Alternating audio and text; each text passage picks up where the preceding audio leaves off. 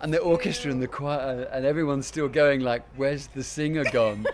That was the first gig. It was like, well, this is how it's going to be. I've got to start at the beginning. Now, you've just come off that main stage here at Latitude. I've got to tell you, I was down the front for a start. I have not seen a performance that truthful and authentic for such a long time that I cried.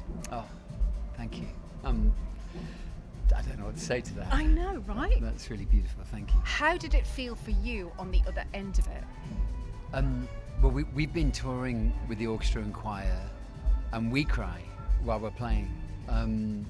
It's a really powerful experience. It's very intense. Sometimes emotionally it's quite hard to hold. Yes. I thought with an orchestra and a choir, I'd be hidden. There's 40, 50 people on stage. And instead, somehow the vocals get more exposed, and I get more exposed. Yes. And then there are some singers in that choir, like I put The Shining in, because there's one of the singers is called Brenda, and when she starts singing in The Shining, it reduces me to tears every night. And then I sing really well from that emotional place. So that song's almost in there for me, quite selfishly.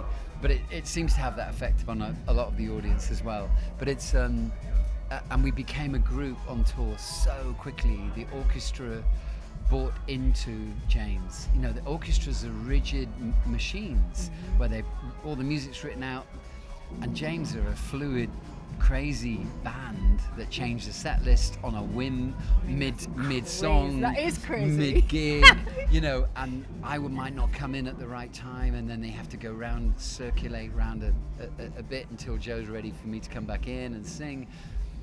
And they love it. They love the sudden spontaneity that breaks up the predictability of their world, and with this kind of random factor. And the choir are the same. And when we started the tour, they were in after one gig. It was like they were totally behind us. And we did it in 2011. I remember the first gig we did. We were playing Nottingham, and this guy got on the audience and started dancing, and the security frog marched him out the building. And I saw this, and we're in the middle of a song, and I was like, no way. And I jumped off stage, and I walked off, and the band, everyone's playing, and I follow the security, and they literally open the doors, and they're kicking him out. And I walk up to them and I say, I'm sorry, gentlemen, wrong concert. And I take the guy and bring him back into the auditorium. And the orchestra and the choir, and everyone's still going like, where's the singer gone? That was the first gig. It was like, well, this is how it's going to be, And so we bring this level of spontaneity, because we look at all these rock bands now, and they do the same set every night, and they have lighting cues, and they have to stand in the light here, and they do the same in between song talks, and it's like, what are you doing?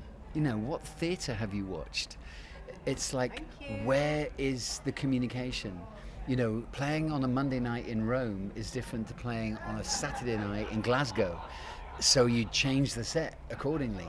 And anyway, that's always been our ethos, and we stick to it. Sometimes we don't play their favourite song because we aren't playing it well, so we don't play it, or we aren't inspired by it, or so we have to play a different song. But that's James, and it's given us longevity, I think.